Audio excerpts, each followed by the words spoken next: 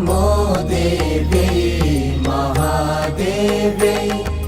शिवायै सततं नमः नमः प्रकृत्यै भद्रायै नियताः प्रणताः स्मृताः रौद्रायै नमो नित्यायै गौर्यै धात्र्यै नमो नमः ज्योत्स्नायै चेन्दुरूपिण्यै सुखायै सततं नमः कल्याणै प्रणतां वृद्ध्यै सिद्ध्यै